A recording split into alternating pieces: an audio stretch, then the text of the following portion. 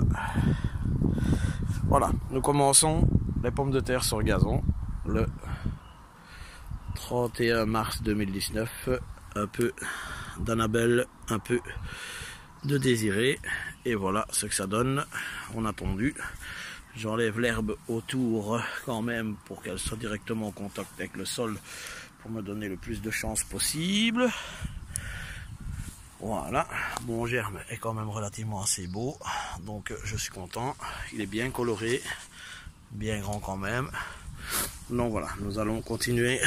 On va nettoyer un petit peu autour des salades aussi quand même, parce que j'ai tondu mais il y a déjà une bonne semaine. Donc elle a eu le temps de repousser un petit peu et j'ai envie de tester comme ça. Je ne retombe pas à ras du sol. Donc de toute façon on voit bien, il n'y a pas grand chose comme pelouse, un peu de mousse que j'écarte.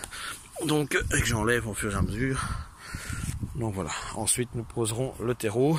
C'est ici dans la brouette, par petites mottes à fur et à mesure. Voilà. Sur nos pommes de terre, un terreau très fin que j'ai acheté chez Green, honnêtement très fin. C'est très bien, comme j'ai pu voir sur d'autres vidéos de collègues. Il faut vraiment qu'il soit fin, pas en motte, bien décomposé. Et nous ferons des petits tas, mais je vous montrerai par la suite sur nos pommes de terre. Donc je continue à mettre mes amandines, mes désirés. Donc il y avait 45 amandines, 45 désirés, 1 kg de chaque.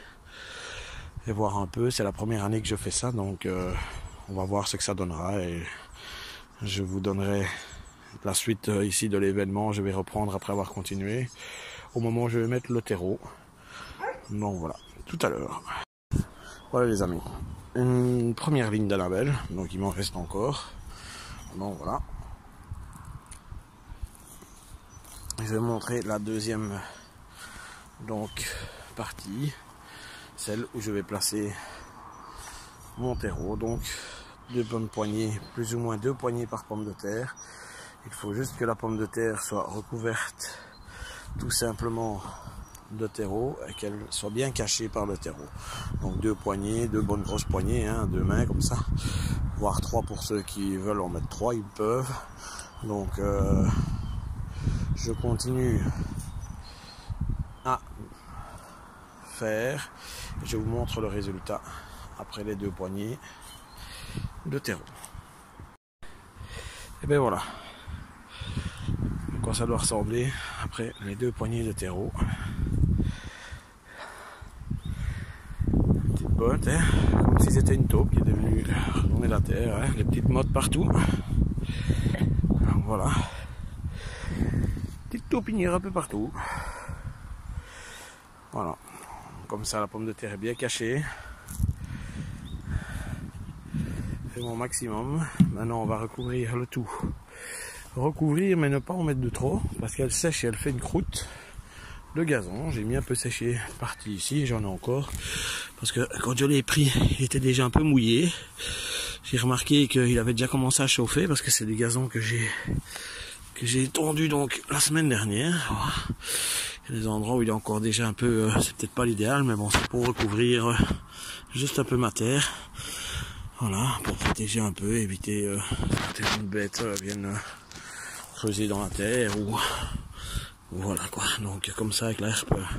Et alors il faut pas avoir peur d'en mettre entre les mottes pour éviter que l'herbe ne pousse. Donc ici, éviter que l'herbe ne pousse pour ne pas devoir venir entretenir.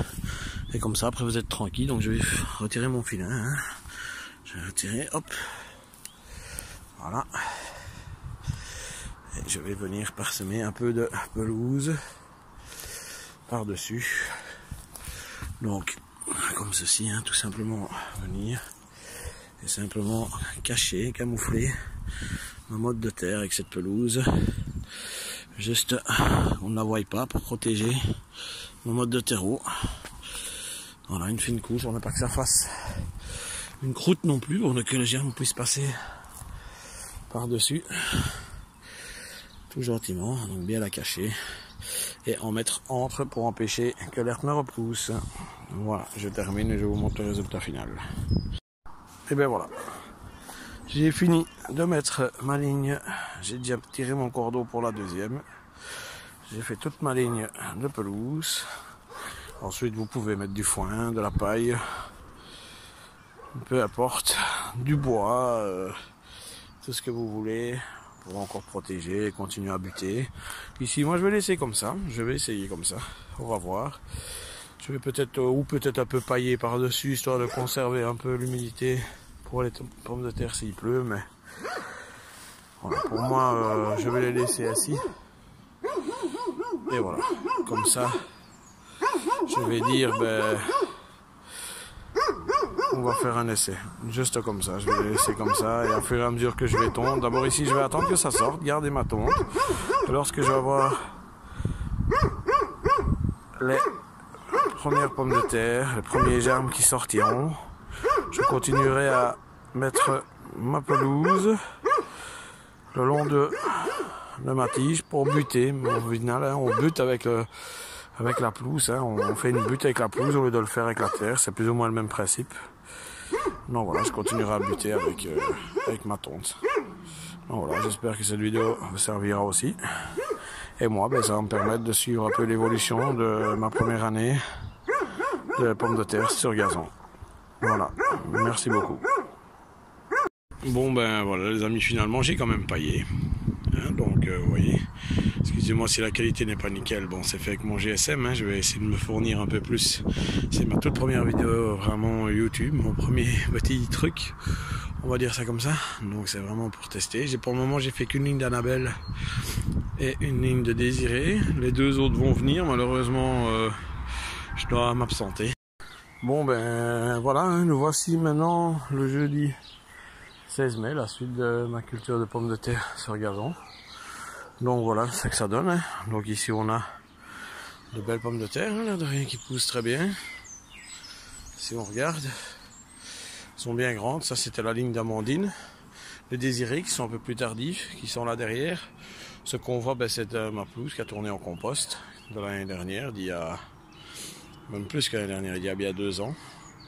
Elle a tourné en compost et donc j'avais fait une ligne